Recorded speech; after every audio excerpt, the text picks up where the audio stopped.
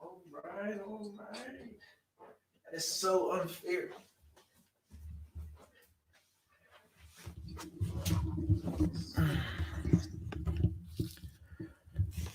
All right.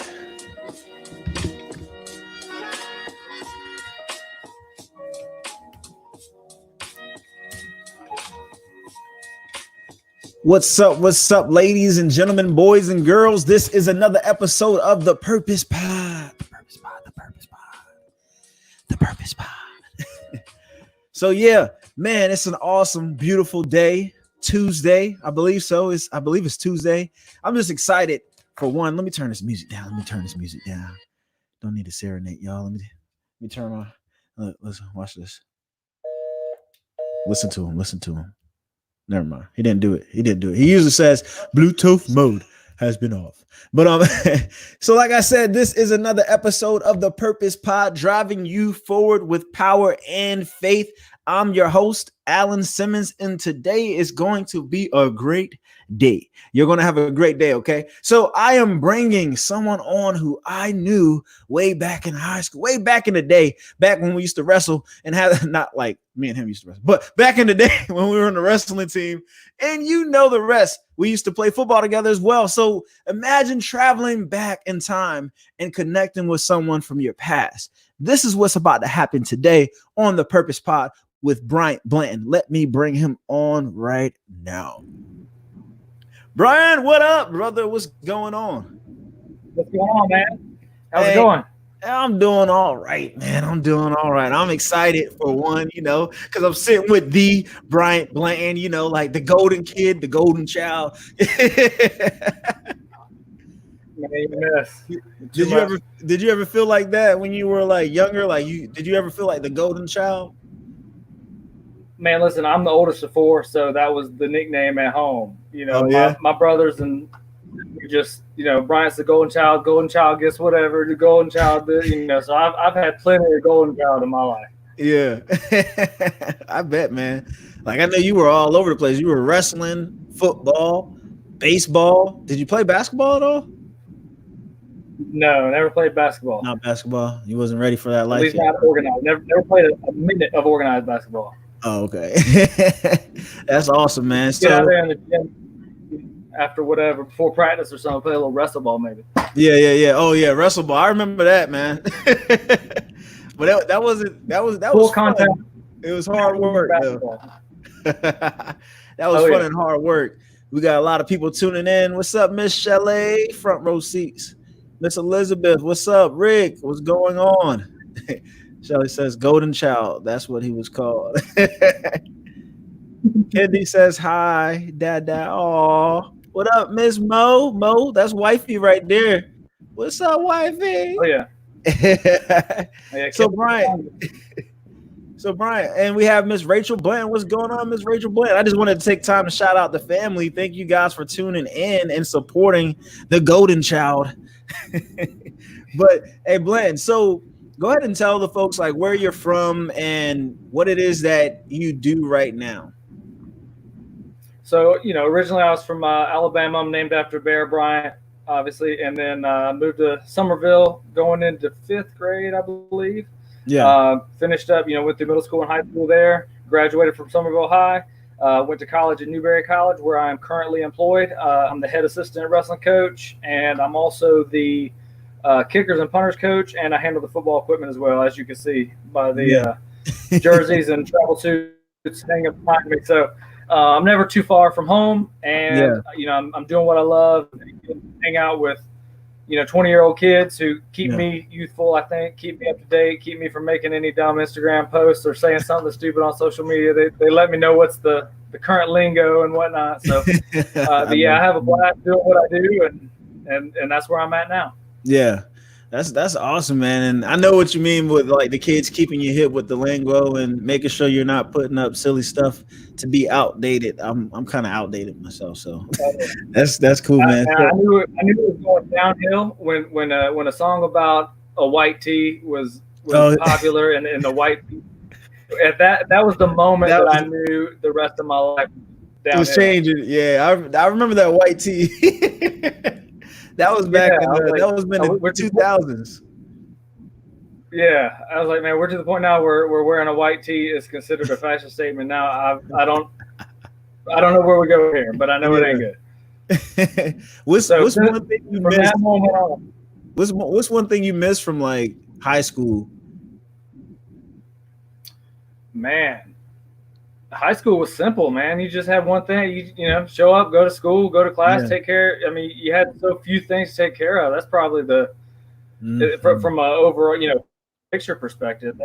That's what I miss the most, is just the simplicity of things. But I wouldn't trade what I've got now. But you know, as far as high school, just I think the fact that you had those tight-knit friendships that it developed from, you know, elite, maybe middle school or maybe even elementary school on up, and having guys that you know well, and you're hanging out, you spend the weekend at each other's houses.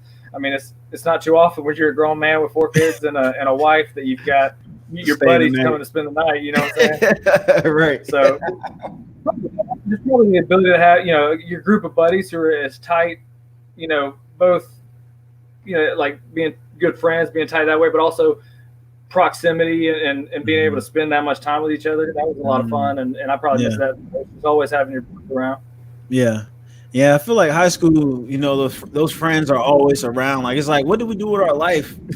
Like, we were always around each other. You were always hanging out, and like, you're in classes together, you're going to school together, you're on the football team, wrestling. Like, it was a beautiful thing, I believe. Like that age right there was, you know, something that you can't replace, you know, and, you know, we have our ups and downs as teens and whatnot, but I feel like we had a pretty good time at Somerville High School. So we had a pretty good time. Brandy Blake says, we love you, Bryant, but Jordan was my favorite. Blanton. Oh, man. She'll like to hear that. She'll be glad to hear that. That's cold-blooded. Man. But this is Elizabeth says cutting weight. Yeah, so this, man, I'm just so overwhelmed and like excited because, you know, like we go back to wrestling practice and football practice, and like I know you've always been like one of those like leaders, you know, amongst the team, and you had this ability to care about other people. You weren't like one of those like hard-headed, like, oh, I got it all together football players or wrestlers. You were more like a leader. So I believe it's been easier for you to transition as a coach. So how has that been, like, you know, being a player on the field to wrestling on a wrestling mat to now being the coach, you know, mentoring these young men? How has it been, that transition? Transition's been good. Obviously, there's curve. There's still some things you have to make that transition. There is an adjustment to be made, but I think the toughest part was not being a competitor and not letting those things that maybe are outside your control bother you, you know, at least more than they should. That was tough, because at the end of the day, the first couple of years there'd be, you know, we'd have one of our guys would go out there and get beat by a kid who I felt like I would smash that kid, and I'm so frustrated, you know, like, but at the end of the day, you just gotta let that stuff go and start controlling what you can control.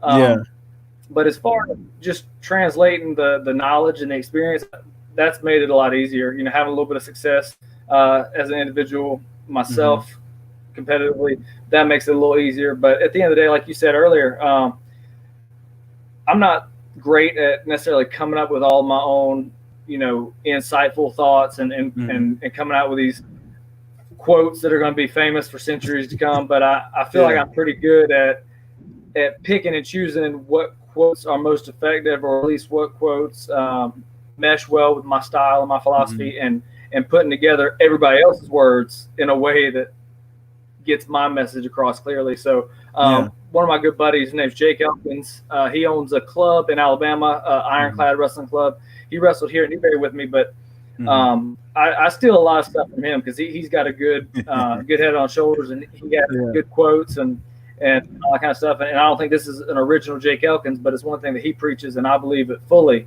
And it's, people don't care what you know until they know that you care. So that goes a long way, I think, in establishing those relationships, because my competitive resume, I think, gets my foot in the door. At least with the kids. You got a kid who's a freshman walking the door. He can't say you don't know what you're talking about, because if I've got national champion, I've got 3-time All-American next to my name, so that handles that part. So, but that only does so much. That only eliminates a few arguments, but it doesn't build trust. It doesn't create any buy-in. And so, that's one. I really love that quote. And Jake's all about it. Is people care what you know until they know that you care. So, caring about these kids, wanting them to be not just better wrestlers, but better people. Better kids, better students, and pushing them and challenging them a little bit. Throughout their journey in college is really what's going to build that relationship and build that trust, and then they're going to want to. By the time it's said and done, they're not competing even for themselves as much as to not let you down. They want to make you proud. So exactly, it goes hand in hand. But that's kind of somewhat of my philosophy in a sense. Yeah, I like that. And so working with these college kids, or not kids, but these young college men, and they're at this pivotal point right now in their life where, when you're in college, you're making certain decisions, you're hanging out with certain people, you're participating in sports. How are you able to keep these guys is it your job to keep them okay, guys, you don't go out to that party tonight, or have you ever been put in that situation where you had to make those decisions for them? As well as I do that wrestlers are a little bit crazy. As a group, collectively, we are not down the middle normal. We're a little off center, so So it's tough. It's tough to keep everybody in line as it is, but. Outside of that, we've had moments that we gotta, kind of, I guess, lay down the law, get our dad voice on, and kind of put our foot down with some things. But for the most part, we're dealing with grown men, and we've gotta let them build their own responsibility. We gotta let them make the occasional bad decision. Hopefully we've guided them with, enough direction and encouragement and nudging, to keep them making any decisions that are so bad that they affect them down the line. But if the kid does something stupid and ends up getting suspended for an event, or ends up getting some extra work, something minimal, those things are, I think those are as powerful learning tools as anything else. So I don't mind those as much, and for the most part, we got to let them do it, because at the end of the day, we can't stop them from doing anything. They're grown men, and they're not under our supervision at all times. We've got them for 2 hours a day, and they handle the other 22 appropriately. Yeah, and I think it's almost like being a parent. It's like, well, I have my kids at home during this time, but when they go out to school, they have to make decisions on their own based off of the lessons that I've taught them. So you're you're a dad already, to your kids, but you also have to be a father figure at work as a coach. And it's almost like, I didn't sign up to be a dad. I didn't sign up to be anyone's dad. But I think when you take that coaching role, you automatically put yourself in that place to where you're like dad, mentor, uncle. You're everything to the players, right? Yeah. Yeah, and I think that's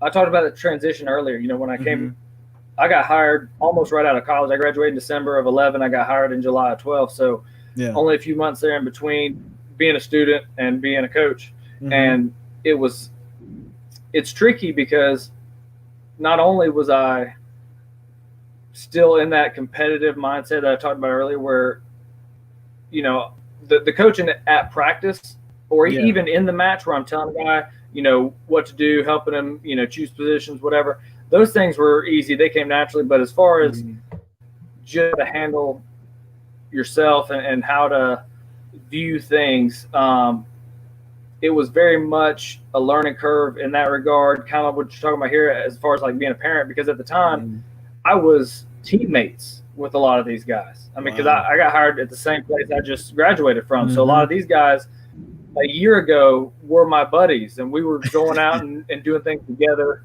and hanging out at each other's house all the time and sitting in class together and all that kind of stuff. So it was tougher then to draw as much of a separation, whereas now a guy steps in on day one and the whole roster at this point is like that. So they step in on day one and I'm coach. I'm never their teammate and their buddy. And so that definitely helps. But yeah, you're right. It is a lot like being a parent. You've got to do as much as you can, especially this late in the game, to mold and help these guys as best you can make good decisions. And like I said, at the end of the day, we do preach pretty heavily on, being a good person, being, we don't want to just make you a better athlete. We want to make you a better father, son, husband, all that kind of stuff down the line, or what now or later or whatever. But we want to help equip these guys with the tools to be successful athletically, academically, and then in life as it goes on as well. And there's only so much of that you can do, but setting a good example is a good for that, because you can only preach so much, but at the same time, if they see you acting a certain way or being a hypocrite, not only are they not going to improve in that avenue, but they're also not going to have as much faith in what you're saying in other ways as well. So you lose a lot of credibility if you kind of live on both sides of that. So, I we've got a great group of guys, football and wrestling wise. I work for two awesome head coaches. Our head football coach is actually the same guy who recruited me out of high school. Wow. He was the defensive coordinator at the time. He had our area, so that's luck of the draw, I guess. But he recruited Somerville, and he got me up here to play wide receiver, tight end, punter, and then now he's the head coach, and I work for him there, and he's a great guy, and it's God, family, football in that order. So if there's ever an issue, go handle that, and we'll worry about the football side later. So that's awesome. And then wrestling side of things, our head coach is actually a former teammate of mine. He's a little older than I am. He was a national champ in 09. And then I won it the next year in 10. And our other assistant is a two-time national champ, actually, from UNC Pembroke, but we try not to hold that against him too much. They're one of our big rivals, and so it was funny when he got hired. He was getting all kind of hate from all, but no, it's just important. The group of guys that I work with are all solid guys, and that makes a big difference as far as having a cohesive message. Kind of having a unified message to the team, and also, like I said, kind of living right and leading by example. And for the most part, everybody that I work with does that, so it helps. And keep yourself in check too.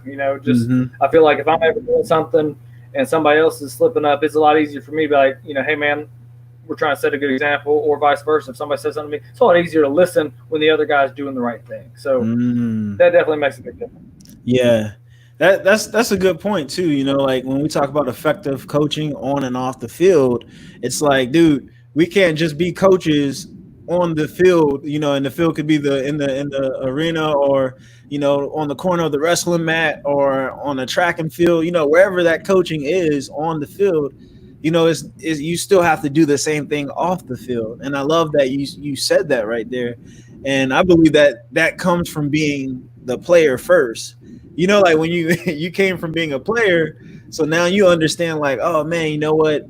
I don't want to be a coach that is a hypocrite that says, okay, you guys need to work out, and they don't see me working out, or they don't see me going, living right, so I respect that, man. And it sounds like you're surrounded with champions. You just said like the whole staff is like, you got a two-time champ. I don't know if I could fit in there with you guys, because I haven't championed anything. I think the last championship we had, we were at Carolina, at North Carolina, and I think AJ dropped the ball in the corner. But so we're gonna continue. I'm just like, I wanted to win a ring. I wanted to win a ring so bad. But anyway, but yeah, so like when, like, let's go back to your first championship, right? Like when you first got, what was your first ring? Well, first ring, we didn't get individual rings at Somerville, but we won the team state my sophomore year, wrestling wise. So that was both individual and team. The first championship I won, we won the team state championship against who did we beat in the finals? Rock Hill. We beat Rock Hill in the finals that year, and then the next week was Lower State, and then State was 2 weeks after that, and I won an individual state title there. So both those titles came my sophomore year of high school. So it was early enough that I had a couple years after that to have that experience and build on it. Mm-hmm.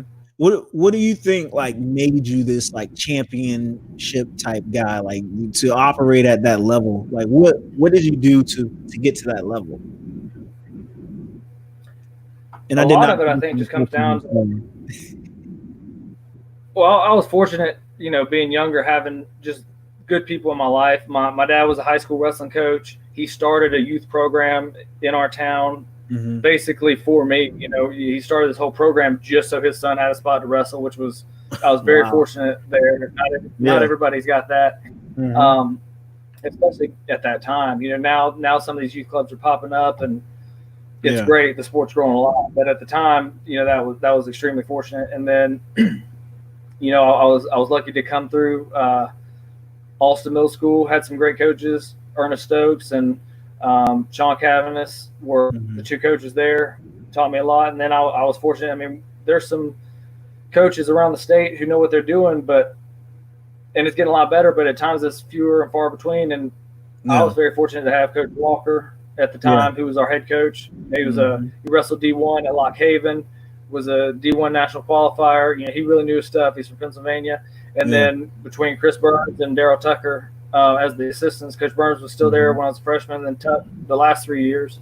I was just very fortunate. And honestly, I don't know if it's I don't want to call it mentality, but, you know, just something mental and emotional. I can remember when I was a little kid, if I disagree with my parents, and I'm talking like 6, 7 years old, like I felt bad, you know.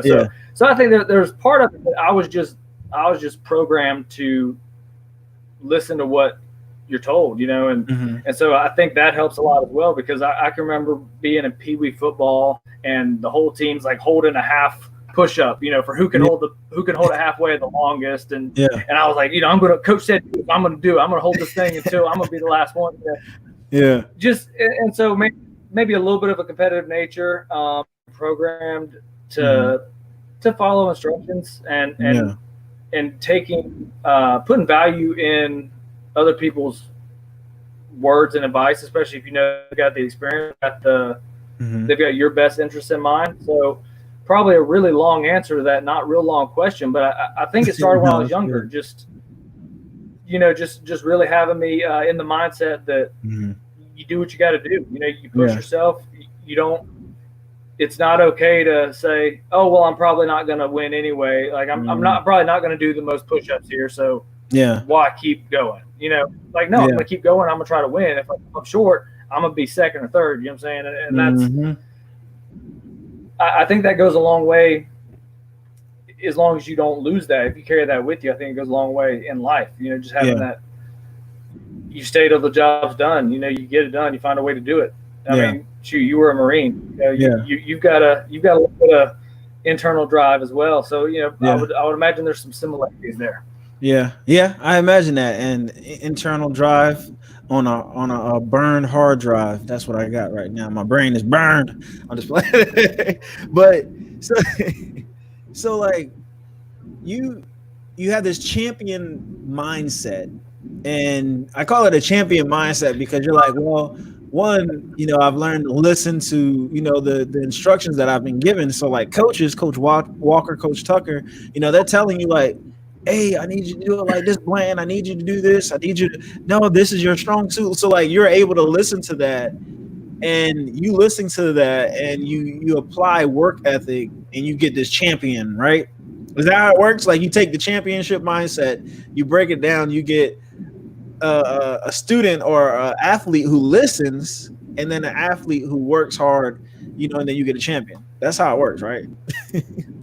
Being coachable is key. So, you know, I think you're definitely on the right track. Now, one thing, and this is something that I've preached for a while to my guys, and it's one of those things that kind of, it's a situational thing. It comes up, and that's when I address it. And you touched on it there a little bit, and I'm glad you did, because I think people can get too caught up in trying to listen too precisely, if that makes sense. Like, it's like when you're showing a wrestling, a coach doesn't show a wrestling move by showing it live action in a match with the partner trying to, he's standing there letting you do it, right? Right. How many opponents are that stand that you do it? Nobody. So none. You have to have that almost like an abstract mentality of, being able to kind of see things outside the box, see things, almost in your mind, imagine how they're going to progress without actually seeing it that way, and having a good drill partner. I mean, you can't overestimate a good drill partner. That's so important. Having a guy who is like-minded, who's going to push you a little bit, that's huge. And I think this goes with any sport. It's just like football. You learn how to tackle a guy who maybe is just standing still, or a dummy that doesn't even have arms or something, So it's always a transition, but I think being able to transition is very important, because nothing's ever going to be the exact way you were taught, and having the ability to kind of, like you're shown A, B, C, and that's what you're taught or whatever. You've got to be able to fill in the blanks and color in between the lines a little bit, and things in yourself, and being open-minded enough to, take what's important. And some of it's trial and error. And again, that's where a good drill partner, that's where you get that extra work in. It's kind of like if you're kicking, if I got my guys kicking, you can go kick till your leg falls off, and that doesn't mean you're getting any better if you're trying the wrong stuff. But at the same time, if there's a tweak that you need to make, but you can say, okay, coach said I've got to hit A, B, and C, and you're still maintaining A, B, and C, but you tweak something a little different than I showed you or whatever. As long as you're kind of hitting on the important points and you're getting results, and maybe that is a time that the next day you call over coach and say, hey, what do you think about this? Those are all fine. And having that ability to fill in those gaps and see things outside of the black and white that you're shown, that goes really far. I think that holds a lot of people back, especially wrestling-wise. Wrestling, to me, is one of the toughest sports to coach and teach, because it's so, like, it is never the way you learn it. It's never. And you always get a different person, a different opponent who doesn't really wrestle in the same style that you wrestle in. You might get a lazy wrestler or someone who's really serious about wrestling. But so you talked about like a basic, funky or whatever. So there's all kind of styles. So you mentioned like transitioning, and I think in wrestling, transitioning in the wrestling mindset, or and if we use the wrestling for an example, transitioning is like being able, like if you're starting off at the bottom, you're able to transition to their back, transitioning like that. And I think being an excellent transitioner, I'm making up words maybe, but being excellent at transitioning could make you a champion, right? So being able to transition, to maneuver. So we can use that same principle in life. So like, how have you, like you were a teacher, a substitute teacher, like you've made these transitions, throughout life after graduating from college, and even while going to college, you were working, correct? Yeah, I was. So when I was in school, I would come home and we would graduate, or graduation, the end of college, whatever, was always like the end of April, beginning of May, and then public school, high schools, all that stuff. They don't get out till like a weekend in June. So I would come home every summer. As soon as we would get out of school, I'd have like a month to make a little extra money substitute teaching. And my mom worked at DuBose Middle School. I still had, lots of coaches and teachers who I was close with at Somerville High School and Ashley Ridge primarily. So I spent a lot of time specifically at those three places, just, making a few extra bucks as a substitute teacher. And it was great for a lot of reasons, but, one, it helped me work with kids, interact with different age groups, and kind of see the differences and learn that middle school is not for me. Those are the weirdest kids they are awkward. They're going through all kind of changes. They don't even know what they're doing in life right now. So to all the middle school teachers out there, God bless you. My wife included. She's in 8th grade, and I don't understand how. Like that's the biggest that's the biggest group that I couldn't. It's not that I didn't like them. The kids are great kids, but like I said, they're all that's the worst time of your life, right? You're going through every change mentally, emotionally, Yeah. So, awkwardness, that's the height of the awkward stage of every kid's life is right there, that middle school age. So it's true. But yeah, high school kids were great. Now I will say that I kind of cheated a little bit. I told I would tell the kids, somebody started acting up, like, I don't work here. They can't fire me. I'll put my hands on you in a second. Yeah. So maybe that was, might not be effective if I was actually teaching there, but as a substitute, it's fine. He said I was a substitute. It doesn't matter. I can do that. Yeah, they can't fire me. That sounds like something I would do. Like, kids, look, this ain't my real job. All right, you want to go outside the courtyard? We can go outside to the courtyard. We can wrestle. Yeah, I got lucky that none of them really pushed me. Yeah, it seemed to be effective. Yeah. So like with your athletic background, do you feel that you are in your purpose? Have you ever like thought about like, oh, am I doing what I love to do? Am I in my purpose? Do you ever think about that? Yeah, I thought about it a little bit, and usually when I start, what leads to that thought is kind of, am I spinning my wheels? Am I, a lot of times it's a financially motivated situation, like, am I making enough money?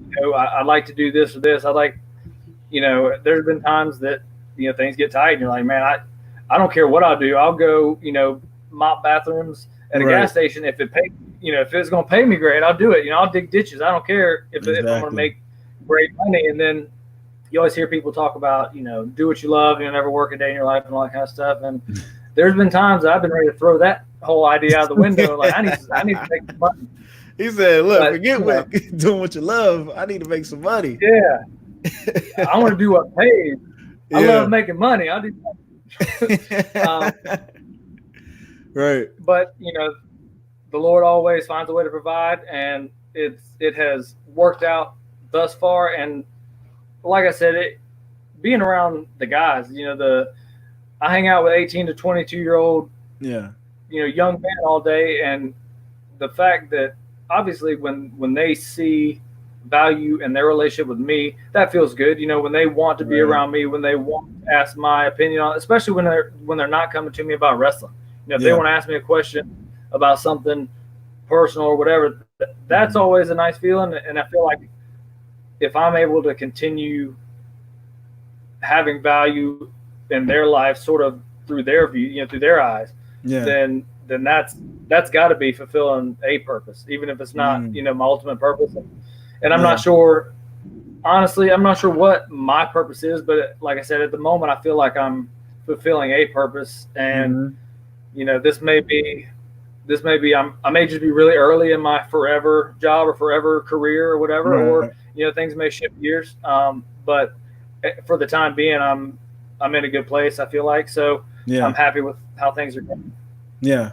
That's an awesome answer, Bryant. And what I usually do when I talk to people about purpose, right, is I use this pencil or pen, but I talk about a screwdriver. So imagine this, everybody who's listening, family and friends of the Blantons. So imagine that this was a screwdriver. When I talk about purpose, and you said, like, you mentioned like ultimate purpose, and purpose, right? So what I tell people is like if this was a screwdriver, what are screwdrivers made for? Like to screw and like to unscrew, right? Right. So imagine what could you do with the screwdriver? You could open a can, you could protect yourself. Get away from my kids. You could prop open a door, you could scratch your head, right?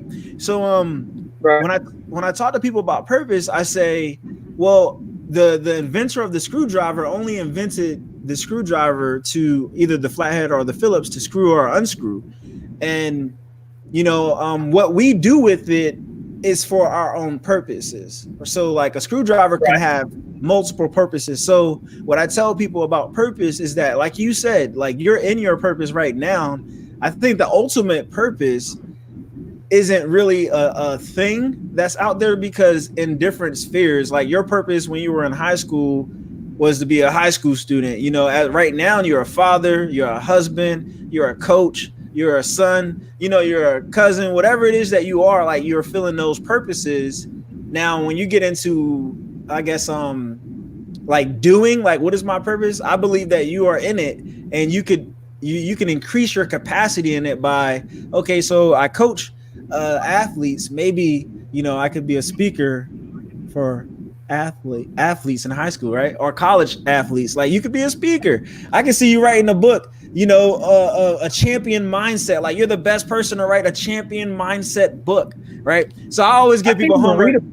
It's okay. I can't either. Like I got a stack of books over there. I wrote a book and I suck at reading. So, so I always give people homework, Brian. And this is like an inner segment so people can see that we're having a really real conversation here.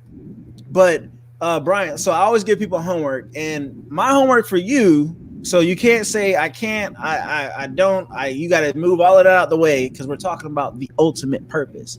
So I challenge you to start writing like memories down. Like, oh yeah, I remember waking up at 8 o'clock in the morning. I remember sleeping in trash bags or whatever you had to do to lose weight or to cut weight. Like whatever it was that you did, like you could write about it. And some kid out there is in middle school or elementary school, middle school, high school, college, and they're waiting to hear your story. And that goes to everybody out there. Like somebody out there is waiting to hear your story. So Bryant Blanton here is a champion of champions, the people's champ, The Rock. I'm just playing. He's not The Rock, but but yeah, man. So, you don't want to smell what I'm cooking. I don't want to smell what you're cooking over there. You probably cooking something. But yeah, man, that's this little homework. So I always do that to people. I know I'm putting you on the spot, but think about that, bro, because like you said, like you want to make money. And I believe that once you truly tap into your gift and it gets uncomfortable, like I was on stage, like shaking, like from like every part of my body was shaking. I thought I was like dancing, you know, I don't want to say what I was doing, but I was dancing. I felt like I was just twerking. And I was like, wow, like, I'm so nervous. This isn't my purpose. You know, this isn't what I'm supposed to do. I suck at reading. I suck at formulating sentences. Like I shouldn't be an author. I shouldn't be a motivational speaker. So like I found all of those reasons why I shouldn't be something when the whole time I connect well with people. I'm on football teams, wrestling teams, track teams. So you get that, you have that mindset of a winner. I think you should write a book. So that's my challenge for you, Bryant. Family, you guys heard it. Tommy Smith, I see you on here. You heard it. I'm challenging Bryant Blanton to do that. So anyway, we're going to continue. We're going to continue with the podcast. If you have any questions or if you want to say something, please write your questions down and we will get to those questions. We're talking about effective coaching on and off the field. Tommy, hey, Blanton, I don't know if you know this, but Tommy Smith, I used to be afraid of playing football with this guy. So Toma football, his dad would be out there, right? So Tommy Smith he could hit your helmet off your head, you know, and maybe he didn't weigh but 135. I know he knocked anybody out. You knock anybody out. I'm like, geez, Louise, we have some very talented people on the team. But anyway, this is not about Tommy. Sorry, Tommy. We'll get to you later. This is about Bryant Blanton. But what do you enjoy coaching? What do you enjoy about coaching? Like, you know, right now, I know like you got to take time to be away from your family, to spend time with the players, you know, and all of that busyness. So I'm pretty sure Mo has a lot of patience with you now. And you being from an era from where I'm from, I'm pretty sure you got a busy mind. And she's like, sit down, just be silent. I'm just playing. But so what is your favorite part about being a coach, you know, right now? Honestly, one of my favorite things about being a coach, and it leads to a lot of times who are my favorite athletes, is just seeing my kids interact with the players and seeing, you know, a guy who's, you know, a super tough guy or whatever, and then all of a sudden he's, you know, holding my son or you know, playing around, goofing around with my daughter, you know, making her laugh or whatever. And you just see a different side of guys. But, you know, the guys who take time to reach out, go out of their way to, you know, take care of my kids or look out for my kids or, you know, just things of that nature is great. And I love the fact that it gets my kids exposed to team sports, you know, how things are supposed to be done as far as, you know, seeing guys, you know, doing what they need to do and listening to instruction and working on their craft and things of that nature. But, you know, just also the the family atmosphere that we have. Having one of our wrestlers, Brandon Gant, he's wrestled 184 for us the last 2 years, two-time regional champion. Came up short last year at Nationals, and then this year Nationals got canceled while we were actually there. He got voted as an All-American, which is how we actually did it this year, was voting, which is silly, but he was voted as an All-American, which was good for him. But he reaches out to me a good bit, and one thing that I love about it is every time we're on the phone or whatever, he's like, tell Sawyer I said hi, or whatever. So or if they'll be in the background, like, hey Z, and he'll be on speaker and he'll, hey Brantley, hey Sawyer, whatever. And so that's probably one of my favorite things, just seeing how the athletes kind of come into my family and how my family bleeds out into the team, and that's probably one of my favorite things, is just having that relationship. Yeah, and I'm pretty sure for the kids, it's an awesome experience. I remember being young, being around the Greenway football team, oh my God, trying to catch the balls, when they're throwing the balls out in the stadium. I was like, man, so I know that I could just imagine being back in Somerville at the football game as a kid. So yeah, I can only imagine, man. So as a father, you're able. So you're coaching kids who aren't your kids, or not even kids, they're young men. I get that. I call everybody that's younger than me kids. But you're coaching young men out there, and you're a father, and you're able to, I guess, shed light on your children's life on different stories maybe that you've heard from other kids, and maybe even you see oh man, maybe I should adjust. Have you made any adjustments as a father because of your coaching? Has anything impacted you to the point where you're like, man, I need to change this? I think one thing that's gone hand in hand, both it's kind of worked both ways, is just patience. Being the things that my children do, they get on my nerves and sort of push me to my limit, are very different from what my athletes do. But at the same time, they both do plenty of things that just drive me nuts. Drive me nuts. Oh my God. Yeah. But yeah, there's definitely some ways that dynamic has carried over back and forth. Certainly having kids help a little bit with the language. I lose my mind on somebody at practice or something, or and go off and having to yell at my kids and maybe a little bit of an adjusted tone and with a little different vocabulary, it makes me carry some of that into wrestling practice and football practice, which is probably for the better. And vice versa. And some of it too is seeing some of these guys and seeing how they react, or hearing about their own personal problems and understanding that maybe I've got things a lot better than this 20-year-old kid who maybe has his own child at home and he's trying to balance that or whatever. And anything I can do to give him advice or support or whatever, or just make me appreciate maybe my situation is not as annoying and crazy as I thought it might be. Maybe things are a little more stable, and so there's all kinds of dynamics that are always in play, and it's really nice to get different perspectives on things and understand that we're all kind of in this together. We're all kind of doing the same things, but at the same time, we do all have our own individual specific situations and stories, and we normally wouldn't trade ours for somebody else's, no matter how good we think theirs is. You know, you hear about somebody else's problems and you're like, "Ooh, wow, I wouldn't want to be dealing with that." So it's definitely a good perspective. But and that's probably one of the biggest ways that being both a coach and a parent has affected each other back and forth is really just helping me with patience, helping me adjust my perspective, maybe take a second and rethink a situation, rethink how I would handle it. Our head football coach, Coach Todd Knight, I've told him before, and I've said it to other people, and I'll say it to you and whoever's listening and watching now, but I'm very frequently impressed with his ability to not lose his mind at a situation that, we'll get some news, the player's wanting to quit, or a player did this or that, I said something, and I'm ready to grab a pitchfork and a torch and go, And, you know, he has this ability to just kind of take it in, put it all, you know, and I'm reactionary. I want to, like, we got a problem, let's go handle it now while we can, like, fresh, like, let's go get on it.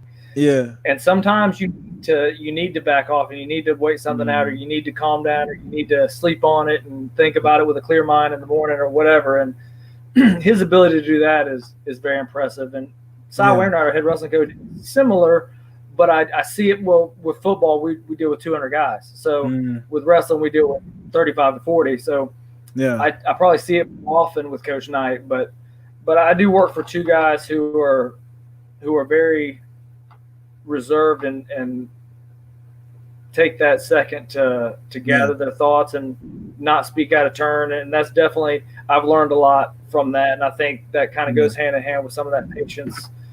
So, you know, being around all this on one side and coming back to this on the other side, no matter which way you want to draw the line, they certainly impact one another. And I think they both situations benefit the other. Yeah, that's awesome, man. Dude, you're doing a great job. First of all, let me tell you that. Like, you're killing the game right now, bro.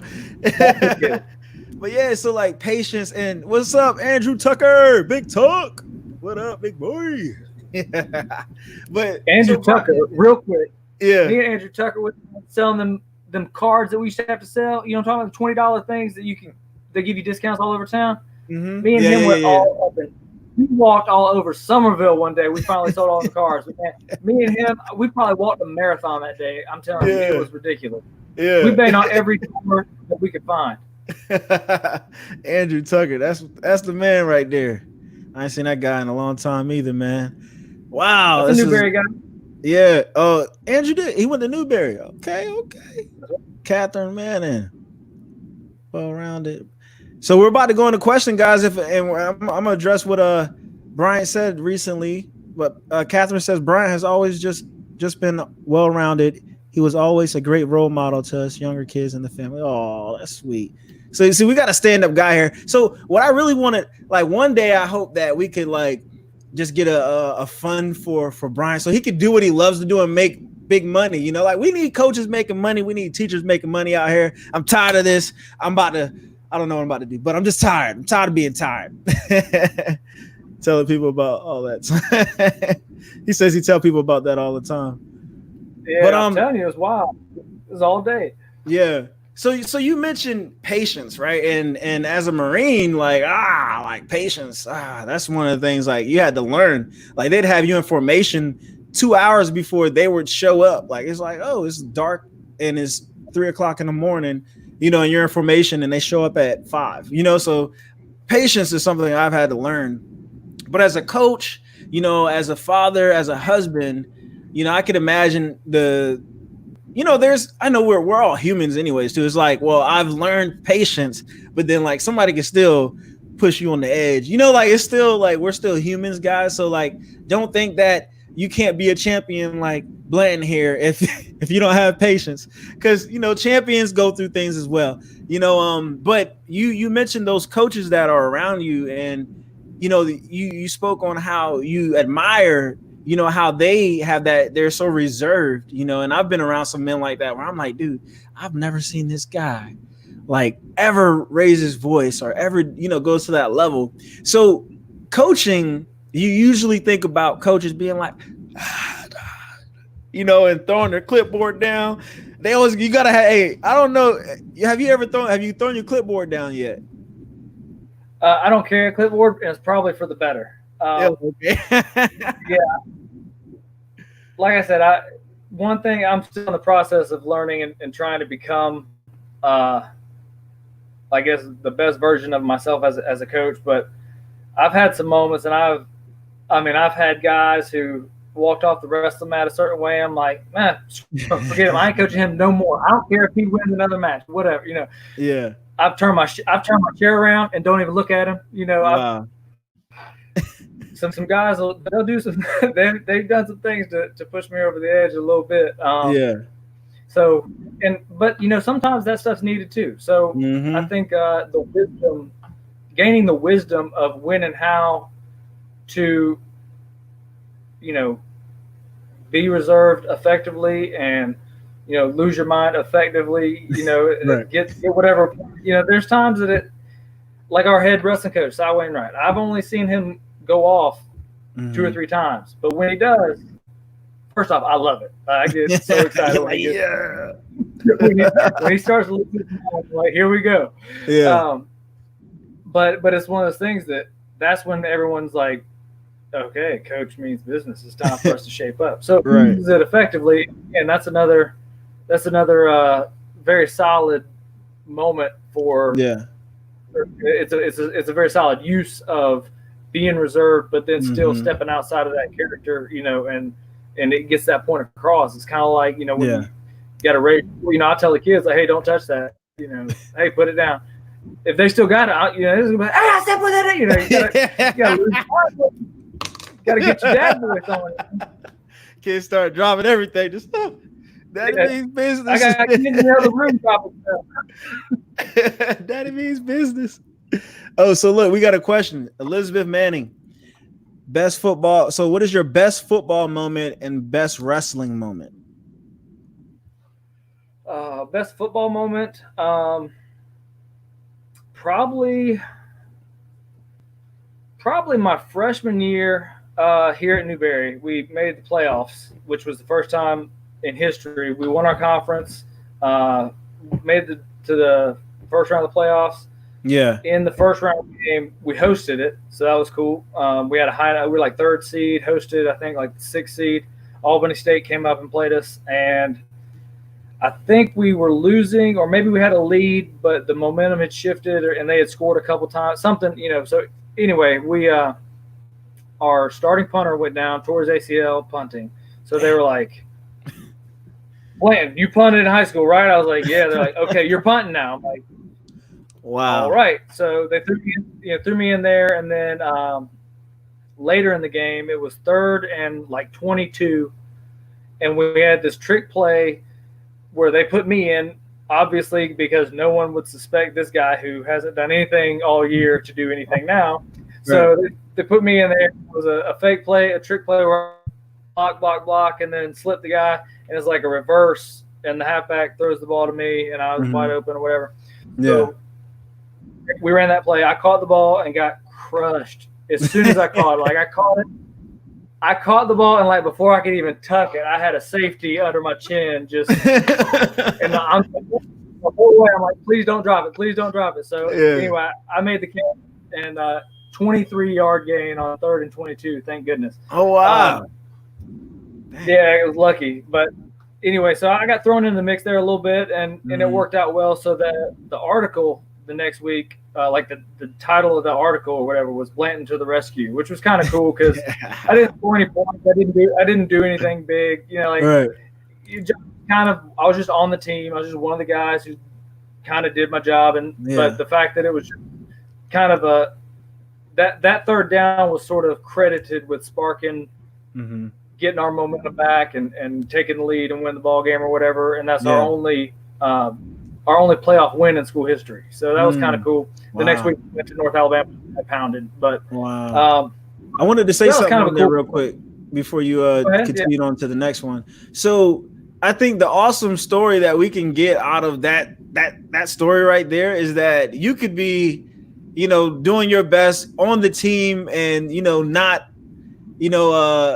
being recognized for your work ethic. Right. And then all of a sudden, it's always like that with football, sports, or anything. Like that person that's in front of you, that's starting in front of you, you never know if they'll go down. You never know when your time is going to come. And the fact that you were able to step in there and shine, and that's just amazing in itself. So I think we're going to take this part and say, if you're going through anything in life, and you feel like you're left out, don't worry.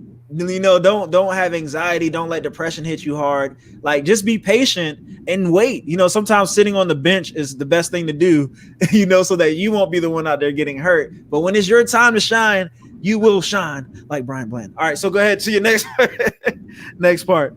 Little motivation. Best wrestling moment. Individually, I'll probably have to say probably my first state title. That was kind of big just because as a freshman, it was a blind squirrel finding a nut. I somehow made it into the state finals.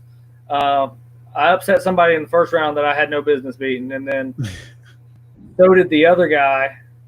So we met in the semis, and this guy I had already beaten during the year. So I was like, thank goodness I don't have to wrestle the guy he beat, Yeah. Like the two guys who lost in that first round should not have lost, right? So, So the two underdogs won, and I had a match in the semis that I knew I could win, so I was able to beat him. And then in the finals, I got beat. And my sophomore year came back, and so the whole you think about like motivation training or whatever. Everybody pictures like Rocky, and he's picturing Drago, and like that whole mentality, and that was not mine at all. Like mine was, I wasn't worried about beating that guy. I spent the whole year just worried about like, okay, I don't want to be a fluke. Like I don't want to be the freshman who takes second and then come back and like not place or not qualify or something. And so that was really a lot of my motivation was like fear of looking like a failure, So I just trained my behind off, and that's probably the hardest I've really ever trained as far as like compared to my level. As a freshman in high school, I'm coming out of middle school, lifting for the first time. I didn't really know what I was doing, and then I really, really kicked it into gear after my freshman wrestling season finished up, all through that summer and going into my sophomore year. So that sophomore year, it was pretty good as far as just the level. I had a good level of success. Beat that guy in a home duel, and that's the first time I've ever really felt a gym kind of go crazy. And it was one of those where when I was like toward the end of the match, I got scored some points, and I could like feel the gym vibrating. It was crazy. Wow. And so that was really awesome. And he beat me at Battery Creek Duels and Lower State that year also. And then we met again in the state finals, like rematch from the previous year. Yeah. And I beat him there. And so that's probably one of my favorite wrestling moments, if not number one. And team-wise, my favorite team moment wrestling was, so my freshman year we took we didn't take second. We got beat in the semis by Dutch Fork on Travis Perry broke his arm. And it came down to, we were down by 9 with 3 matches to go, and I was the first of those 3.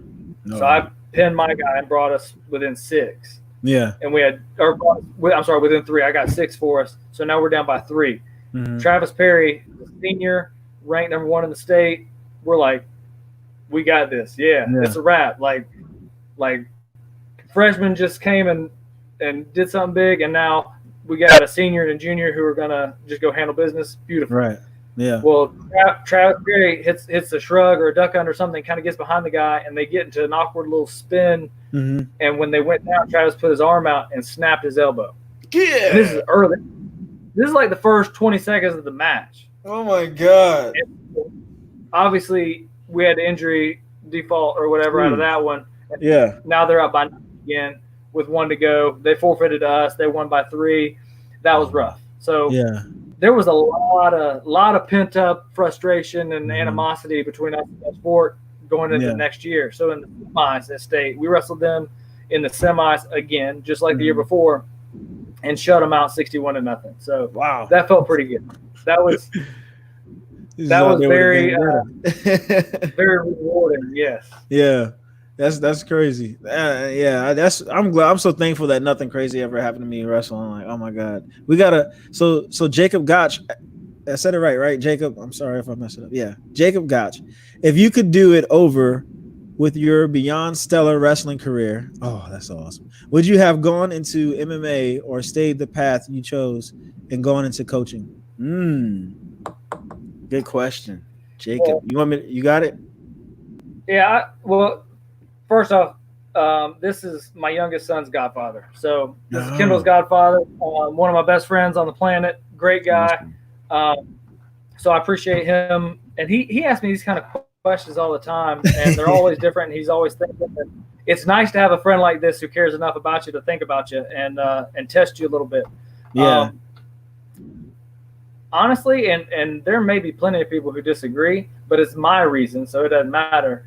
But I have always considered myself to be too pretty to let other people just punch me in the face. So I probably would steer clear of the MMA and try to keep as much as I've got going on here until age takes. Yeah. But you know, I like coaching. And honestly, I feel like I'm competitioned out. You know, I get my dose in the wrestling room at practice every day. I get to beat up on these 20-year-old kids, and thankfully I still can a little bit. So one day I won't even be able to say that, but right now I like scrapping with them, and that's enough for me. You know, I don't know how familiar you are with UFC, but Cody Garbrandt, who was world champ a couple years back, and he's kind of battled a couple of injuries and things. He's been in and out of it. He's about to make his comeback in about a month. He actually was at Newberry for a year, and he and I we text a little bit back and forth, and I keep up with him. And it's funny you mentioned the writing a book earlier, so no one knows about it. This is sort of a letting the cat out of the bag, I guess. But I've had a couple people, one specifically, Darrell Brown. He's the head coach at King University Wrestling D2 school in our region. He coached with us here last year, and he was a teammate as well. And he was still a student athlete my first year coaching. So I've been a teammate with him, I've coached him, and I've been a coach with him, and now I'm coaching against him. So, you know, I've got like every way you can have a relationship with Darrell covered as far as, you know, from a competitive athletic standpoint. And I love Darrell to death, but when I was coaching and he was an athlete, there were a lot of times I would tell him just kind of my philosophy on a concept or an idea or whatever. And he actually told me that you need to write a book. And just kind of putting all these thoughts, trying to lay them out. And it's basically like my philosophy, like my guide to wrestling, like how my brain works, handles the sport, and all that kind of stuff. So I've actually been told that before, and not too long ago, actually within the last couple of weeks, I reached out to Cody Garbrandt because he's been a world champ at another similar sport, and it's another martial art, and it's, you know, MMA, and it's got a whole lot bigger following than D2 college wrestling, obviously.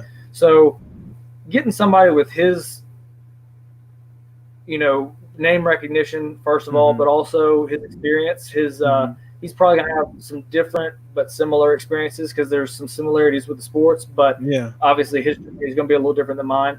And he's got some great motivations. I don't know how much you've ever followed his story, but he had that young man who was like had a cancer or leukemia or something, and to the point that like he brought that boy out with him, like to his matches and stuff. Like he got to walk out like into the cage with him and stuff. And like the amount of support that kid got is huge. You know what I'm saying? So that kid now is like a, you know, cancer survivor or whatever it may be. And I apologize for not knowing his backstory, but I did not plan on discussing this. But anyway, long story short, a couple weeks ago, I reached out to Cody and was like, "Hey, I'm seriously considering doing this. Would you be interested in helping me out?" And he said, "Yeah, no problem." And I said, "I've got one more idea. Tell me your thoughts." And I don't know if you've ever, there's a video, and it's only like 1.5 to 2 minutes long. It's on YouTube. Anybody can check it out. It's called Mike Tyson, The Art of Intimidation.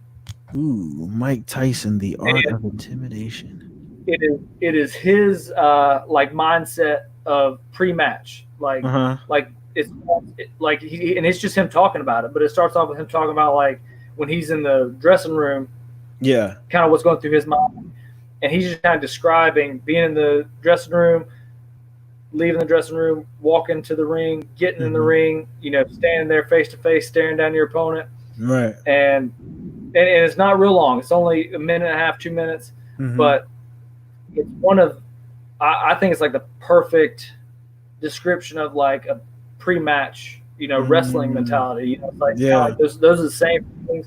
Like one part, he says something like I'm scared to death, but I'm supremely confident.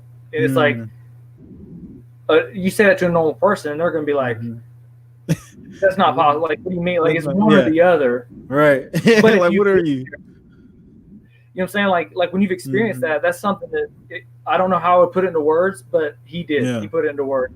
And so, anyway, long story short, I love that video. I think it's a great, not even a motivator. It helps. I would use it to explain that to somebody who doesn't know it. Like somebody who's never competed in sports or who's never wrestled, or like, what's it like to go head-to-head, one-on-one against another person? Like, what are you thinking before it happens? And that. Oh, please answer that question. Please answer that question. Hold on a second. I can't have you. I told you to send me questions that you thought would have been really good, and you should have sent me that question right there. What is it like being face to face with another opponent?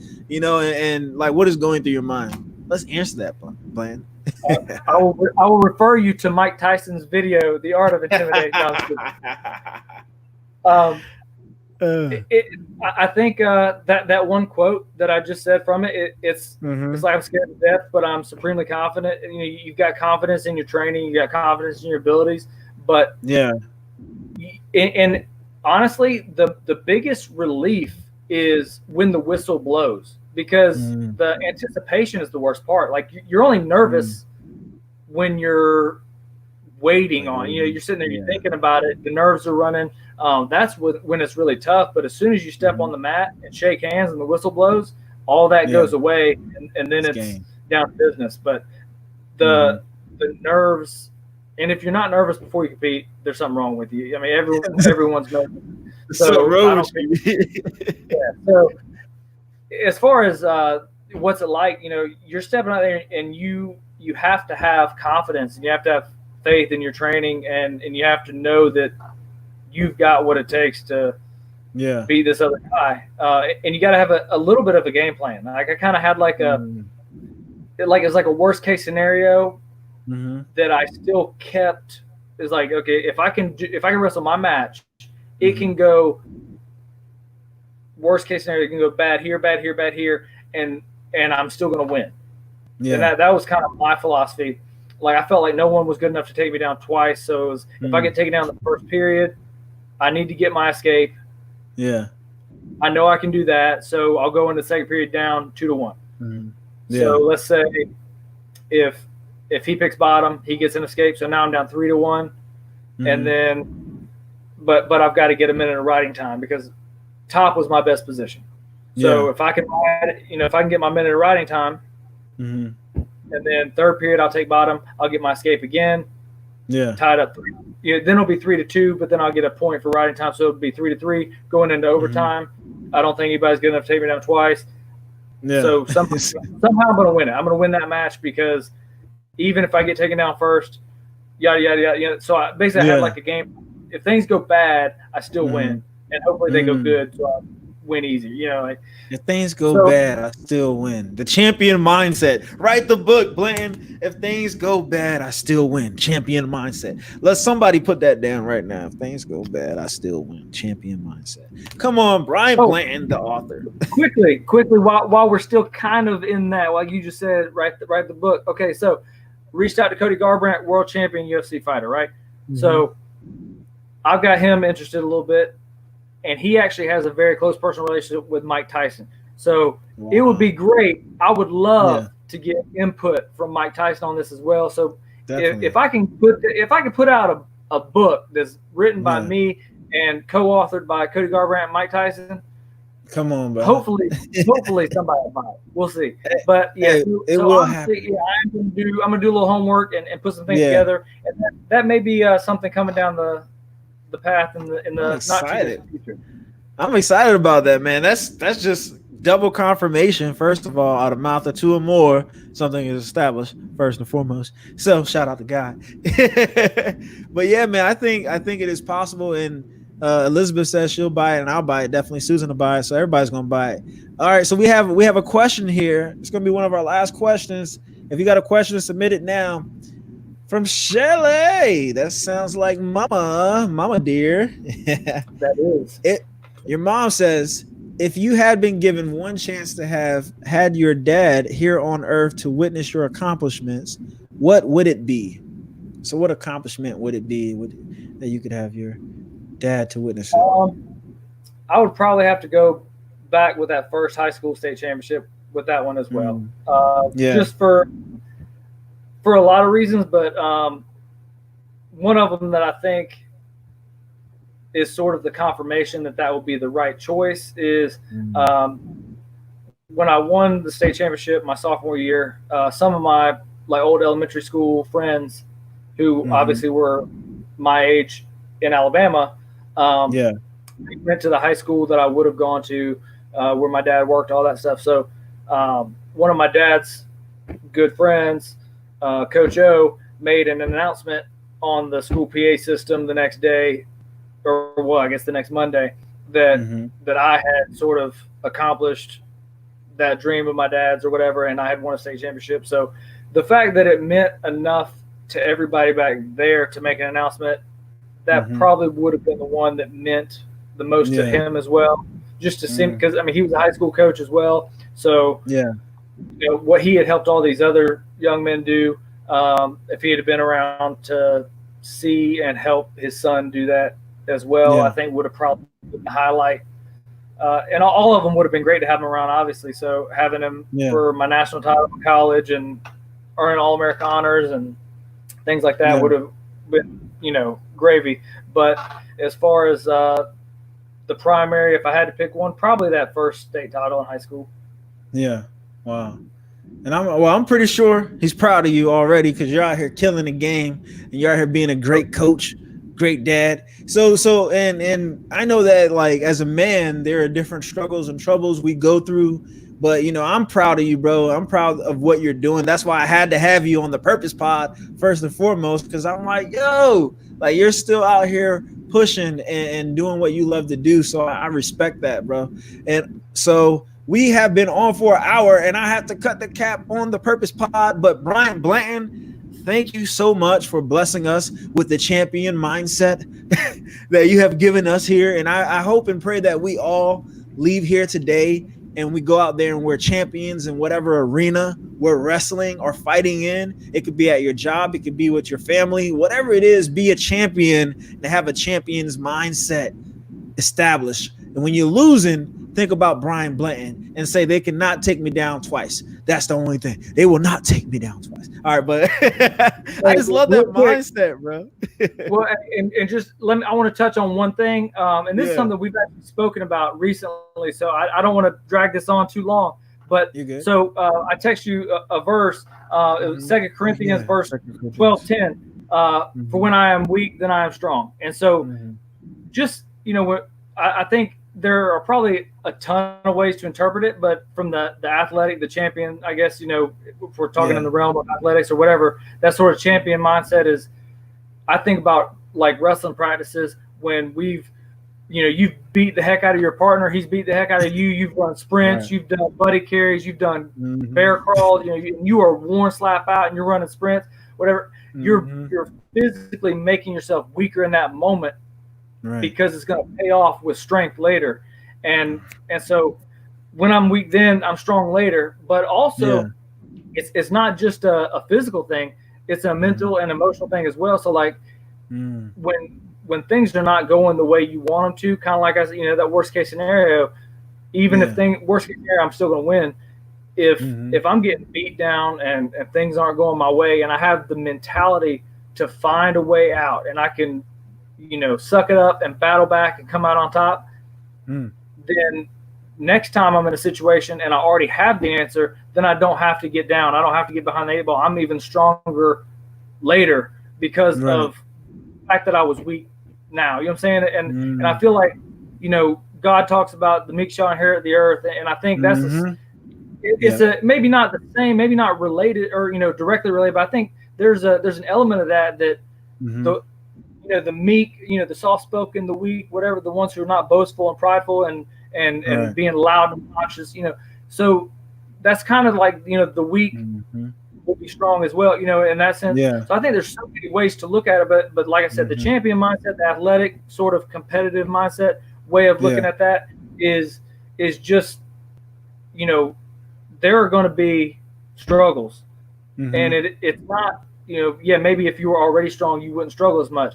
But getting through that struggle is going to make you stronger. That which does not kill me only makes me stronger. That is what that means to me, is for when I'm weak, then I'm strong. And I just want to kind of tie this in with one last point, and that's be thankful for your thorn. You know what I'm saying? You're going to prick your finger on a thorn, and you got to be thankful for that thorn. We thank God for our blessings every day. Sometimes he blesses us with those challenges. Sometimes he blesses us with, every rose has a thorn. You know what I'm saying? So you got to be thankful for that thorn too, because that thorn is an opportunity to be stronger and an opportunity to get better. And so every time God puts a challenge in front of us, he may be making us weaker in the moment, but it's going to make us stronger. So that's with everything. Don't ever get down. Have a game plan. Go into everything you do with a game plan. Worst case scenario, you still win. And then be thankful for those times that you come close to losing, but you still find a way to come out on top.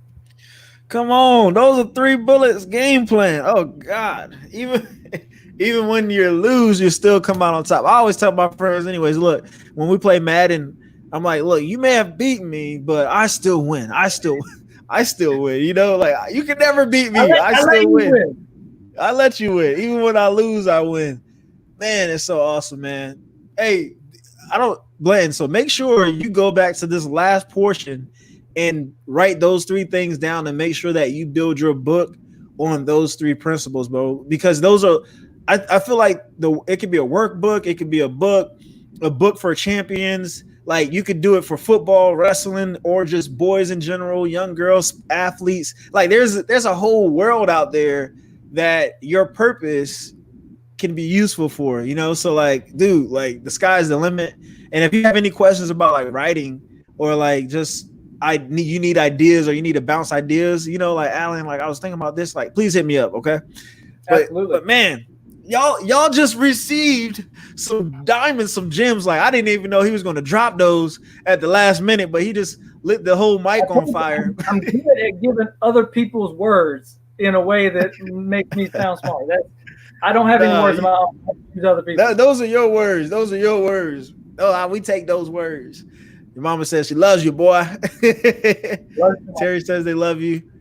Yeah, man. So Blanton, man, I appreciate you, brother. Tell Mo thank you. Tell the whole family. I just hope everyone's doing well. Soon when I get some cash, I'll send all y'all some Never Stop, Never Quit shirts, and you could all take family pictures in my shirts and stuff. But so I think that'd be cool. I want to see that. I'm gonna do that. So that's my next project. Text me y'all sizes so I can get the shirts and stuff. I'll send that to y'all. But yeah, brother. So thank you so much, Blanton. I appreciate you, and it's good to talk to you, man. Like, it's been 13 years or so, like 14 years, maybe 14 years, bro. It's been 14 years. Like that makes me feel old, man. It's too long, man. It's been 14 years, but we just spent an hour just connecting, and I'm glad we got to do that with some of the people that we grew up with as well. They jumped on here. Thank you to the family of Bryant Blanton, the friends of Bryant Blanton, for joining the Purpose Pod. Please come back and check me out. Like, I always do this Purpose Pod every day until next month. I'll be doing it on Tuesdays after that. But yes, please go follow the Purpose Pod on Facebook. Blanton, thank you again, brother. And I'm about to close out, but we are complete with the Purpose Pod episode 25. Thank you, brother. Yeah, man. Appreciate it. All right. So this has been another episode of the Purpose Pod. Thank you for tuning in. I really enjoyed that conversation with Bryant Blanton, the American champion of the world, the Brahma Bull. Man, it's just like you can't help but get excited when you're around a champion, because champions bring a whole nother attitude to life. So you go out there and you be a champion. You be a champion. You be a champion. This is the Purpose Pod. I am Alan Levi Simmons. You can find me on Instagram, Facebook, Alan Levi Simmons. Never stop, never quit, repeat. Live your life with an attitude. Elevate yourself. Peace.